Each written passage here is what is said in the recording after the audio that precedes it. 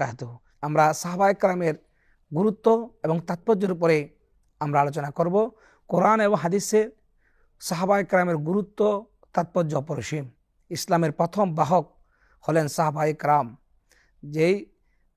যাদের ঈমান এবং আত্মত্যাগের মাধ্যমে ইসলাম পরিপূর্ণতা লাভ পেয়েছে, আল্লাহর দ্বীন মুমিনদের হৃদয়ে কলবে পৌঁছেছে।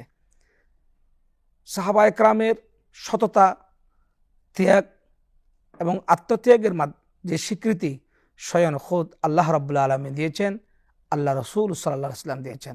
আমরা বিজ্ঞ আলোচক হুজুর শাহাবুদ্দিন আল কাদরি আপনার কাছ থেকে আমরা শুনব সাহাবায়ে কেরামের গুরুত্ব এবং তাৎপর্য। সব সময় আমার রসুলের সাথে যারা থাকতেন তারা হচ্ছে আমার রসুল পাক সাল্লাল্লাহু আলাইহি ওয়াসাল্লাম সাহাবায়ে কেরাম, সুবহানাল্লাহ, যারা সাহচর্য ছিলেন, সাহচর্য ছিলেন। আনসার মুহাজির এর যারা আনসার মুহাজির এরপরে আগে সর্বপ্রথম যারা আমার রসুলের সাথে থাকতেন হারদম হার ওয়াক্ত সাহাবায়ে কেরাম, তাদের অনুকরণ করে চলা আমাদের একান্ত অপরিহার্য। এবং তাদের ব্যাপারে কোনো ব্যক্তি যদি বিপরীত কথা বলে, আমার সরকার ও আলম সাল্লাল্লাহু তাআলা ইসলাম তিরমিজি শরীফে হাদিস শরীফে বলেছেন, যারা রসুলের শানে স্বয়ং বিপরীত কথা বলবে, আমার রসুল বলেছেন ফাকতুলুহু, তাদেরকে কতল করার জন্য বলেছেন। এবং সাহাবায়ে কেরামের শানে যারা বেয়াদবি করবে, কটূক্তি করবে, আমার রসুল বলেছেন সেইটার জবাব দিয়েছেন ফাদরিবুহু, তাদেরকে ফাহার করার জন্য বলেছেন। সুতরাং সাহাবায়ে কেরামের এই তাদের মর্যাদা অপরিসীম, তাদের শান মান আজমত আমরা শেষ করতে পারবো না। যেখানে আল্লাহ বলেছেন খোদ কোরআনে পাকের মধ্যে, সাথে সাথে সরকার সাল্লাল্লাহু আলাইহি ওয়াসাল্লাম তাদের শান মান আজমত সম্পর্কে বর্ণনা করেছেন। তোর মধ্যে আমি একটু কোরআন কারীমের দিকে যাই। পবিত্র কোরআন কারীমের সূরাতুল আসর যখন নাজিল হলো, নাজিল হওয়ার পর তখন এই সূরাতুল আসর নাজিল হয়েছে সিদ্দিক আকবর, যিনি আমার রসুলের সাহাবায়ে কেরামের মধ্যে তোর মধ্যে যিনি খলিফাতুর রসুল, যাকে আফজালুন নাস বাদাল আম্বিয়া, নবীদের পরে যার স্থান প্রথম আমার রসুল দিয়েছেন, যাকে আশারা এবং মুবাশশারার মধ্যে প্রথম নাম বলেছেন সিদ্দিক আকবর রাদিয়াল্লাহু তাআলা আনহু ফিল জান্নাহ, সিদ্দিক আকবরের জান্নাতের কথা বলেছেন। এরপরে ফারুক আজম, এরপর ওসমান জুনিয়র, এর মৌলা আলী শের হুদা, পরপর 10 জন সাহাবায়ে কেরামকে আমার রসুল পাক সাল্লাল্লাহু আলাইহি মসজিদে নববীর মধ্যে জান্নাতের সনদ দিয়েছেন, সুবহানাল্লাহ। তো সিদ্দিক আকবর রাদিয়াল্লাহু তাআলা আনহু যখন আগের ইসলাম ধর্ম ছিল না, ইসলাম ধর্ম গ্রহণ করার আগে ওনার একজন বন্ধু ছিল যার নাম হচ্ছে কালাদা ইবনে ওসাইদ। তখন সরকার আলম সাল্লাল্লাহু তাআলা ইসলাম দরবার পাক থেকে যখন পবিত্র ইসলাম ধর্ম গ্রহণ করে চলে আসতেছে, দেখা হলো কালাদা ইবনে ওসাইদ বিধর্মী। বন্ধু, তুমি কোথায় থেকে আসতেছো? সিদ্দিক আকবর বলতেছে, আমি ওই দরবার থেকে, ওই স্থান থেকে আসতেছি যিনি রাহমাতুল লিল আলামিন, পাকে গিয়ে আমি পবিত্র ইসলাম ধর্ম গ্রহণ করে আসতেছি, সুবহানাল্লাহ। এই কথা যখন বলল, কালাদা ইবনে ওসাইদ বলল, ভাই বন্ধু, আপনি যে আমাদের লাত মানাত উজ্জার ধর্ম ছেড়ে দিয়ে তুমি যে একটা ইসলাম ধর্ম গ্রহণ করেছো, তুমি আজ থেকে আমাদের লাত মানাত উজ্জার ধর্ম যে ছেড়ে দিয়েছো, তুমি তার থেকে উপকার থেকে তুমি কি হলা হয়ে গেলাম, যে উপকারটা তোমার কাজ আসবে না। এই কথা যখন বললো, সিদ্দিক আকবর বলল, হবে না, কোনোদিন না, আমি ওই ধর্ম ত্যাগ করে পবিত্র ধর্ম ইসলাম ধর্ম গ্রহণ করেছি রসুলের দরবারে, যে ধর্মের নাম হচ্ছে ইন্নাদ-দীনা ইনদাল্লাহিল ইসলাম।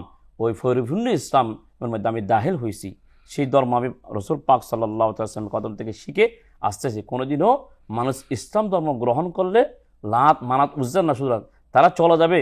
আমি আসনা কালনা কিয়ামত পর্যন্ত কবরে হাসরে আমি আনন্দ থাকতে পারবো, আমি জান্নাত হাসিল করতে পারবো, কেননা আমি ওই ধর্ম গ্রহণ করেছি, সুবহানাল্লাহ। এই কথা যখন সিদ্দিক আকবর জবাব দিল, আল্লাহর দরবারে আল্লাহ কুদরতি এজলাসে আল্লাহ খুশি হয়ে গেলেন। সেই খুশি হওয়াতে আল্লাহ একটি সূরা নাযিল করেন, যে সূরার নাম হল সূরাতুল আসর, সুবহানাল্লাহ। শতম আল্লাহ বলেছেন যে সূরার মধ্যে ওয়াল আসরি, আল্লাহ বলেন, আল্লাহ শপথ করে বলেছেন ওই সময়ের শপথ। সরকার সাল্লাল্লাহু আলাইহি যে শহরের মধ্যে বসবাস করেছেন, লা উকসিমু বিহাযাল বালাদ, ওই শহরের শপথ করেছেন। এরপর ইন্নাল ইনসানা লাফি খুসর ইল্লাল্লাযিনা আমানু ওয়া আমিলুস সলিহাত ওয়া তাওয়াসাউ বিল হাক্কি ওয়া তাওয়াসাউ বিস সবর, যারা সত্যের দর্শন দিয়েছে এবং এক অপরকে ভালোর উপদেশ দিয়েছে। ওয়াল আসরি, ওই সময়ের শপথ। ইন্নাল ইনসানা, নিশ্চয়ই মানুষ ক্ষতিগ্রস্তের মধ্যে রয়েছে। ইল্লাল্লাযিনা, কিন্তু যারা আমানু ঈমান আনয়ন করেছে, ও আমিলুস সলিহাত সৎকর্ম করেছে, ওয়া তাওয়াসাউ বিল হাক্কি একে অপরকে ধৈর্য ধারণের, ওয়া তাওয়াসাউ বিল হাক্কি একে অপরকে হকের উপদেশ দিয়েছে, ওয়া তাওয়াসাউ বিস সবরি একে অপরকে ধৈর্য ধারণের উপদেশ দিয়েছে। সুবহানাল্লাহ।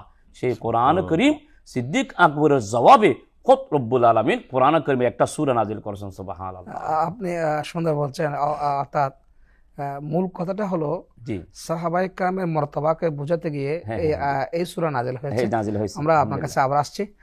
বিজ্ঞ আলোচক হুজুর আল্লামা ফোরকান উদ্দিন আউয়ালি সাহেব, আপনার কাছ থেকে জানবো, রসুল করিম সাল্লাল্লাহু আলাইহি সাল্লামের একজন অন্যতম সাহাবী ছিলেন হযরতে আমিরে মুআবিয়া, জি।